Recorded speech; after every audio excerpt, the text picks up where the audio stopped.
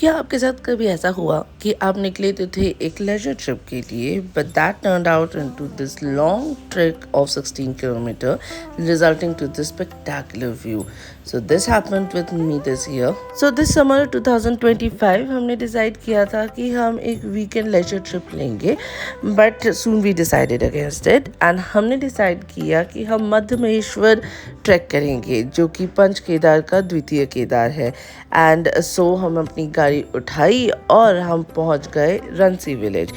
हमने अपना सफ़र स्टार्ट किया था ऋषिकेश से एंड ऋषिकेश से रंसी पहुंचना था हमें फॉर दिस ट्रैक.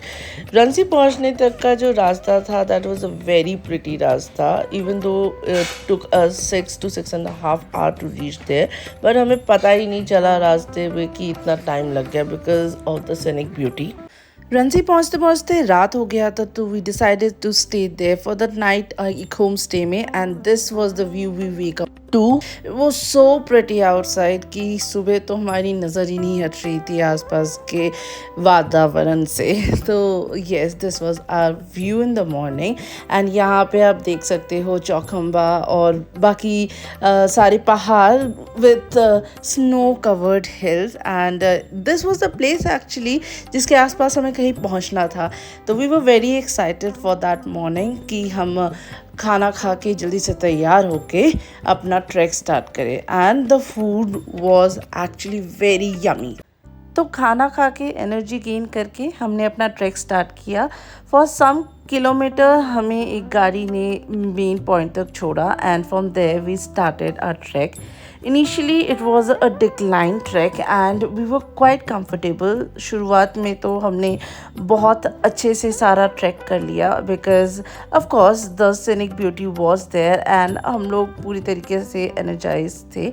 हमने 9:30 बजे से ट्रैक स्टार्ट किया था इन the morning. And this is how the trek looked like. Absolutely marvelous and breathtaking, both literally and visually.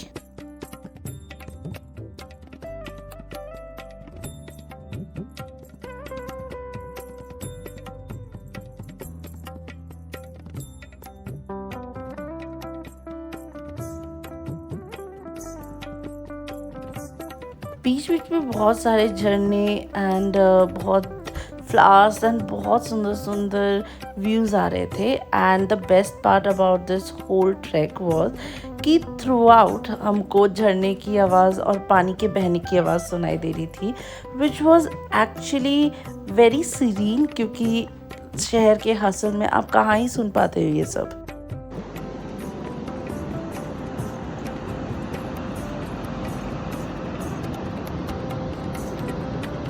रास्ते में बीच बीच में कई ऐसे छोटे छोटे दुकानें मिल जाती थी जहाँ पे आपको कुछ ना कुछ खाने का सामान मिल जाता है ताकि आप पूरे रास्ते में एनर्जी गेन करते चलो एंड लाइट भी खाते रहो. ऑल्सो नींबू पानी भी मिल रहा था जो कि बहुत ही टेस्टी था and obviously it was a great source of electrolyte to keep us going throughout a whole track.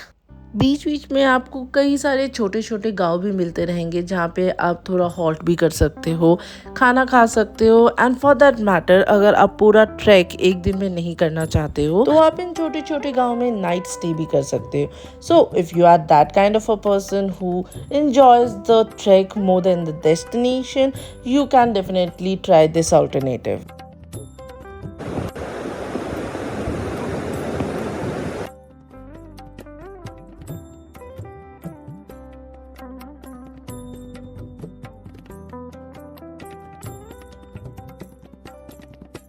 बीच में हमने एक हॉल्ट लिया जो कि था लोअर बनतौली में और यहाँ पे एक बहुत ही सुंदर फैमिली थी, कपल थी जिन्होंने अपने घर को एक बहुत ही सुंदर कैफ़े में कन्वर्ट कर रखा था. They were very artistic. From here the track goes on to become an incline track and you just have to step up and up the whole way. हमें एक बहुत ही सुंदर हमसफ़र मिला था इस रास्ते में जिसने हमको अकम्पनी किया था and I am not gonna lie इस कंपनी की वजह से मुझे एटलीस्ट रास्ते में ट्रैक करते रहने का बहुत ज़्यादा मोटिवेशन मिला. सो आई एम वेरी थैंकफुल. ये ट्रैक इतनी लंबी चली कि हमें मध्य महेश्वर पहुँचते पहुँचते रात के 8 बज गए थे जो हमें 7 बजे का शाम की आरती देखने वाले थे वो हम नहीं देख पाए. इन द मॉर्निंग हम उठे एंड सुबह सुबह 5:30 हमने बूढ़ा मध्यमेश्वर का ट्रैक शुरू किया। ये ट्रैक और भी ज़्यादा सुंदर था, of course more inclined but more beautiful. और कहा जाता है कि अगर आप मध्यमेश्वर आए हो तो आपको ज़रूरी बूढ़ा मध्यमेश्वर का ट्रैक भी करना ही चाहिए। इट्स ओनली 1.5 किलोमीटर का track but the beauty you'll see is so mesmerizing that I definitely recommend it। वैसे तो एक दिन पहले वाला जो ट्रैक था उसकी वजह से मेरे घुटनों ने जवाब दे दिया था, but the moment I reached the top of this hill I couldn't believe my eyes। It was, as we say, অপরূপ সুন্দর দৃশ্য। Definitely worth the pain। इस पहाड़ी से आपको चौखंबा दिखता है एंड ऑब्वियसली इतना सुंदर सैनिक ब्यूटी तो है ही। Apart from that, since I am from Delhi, this was a much needed break।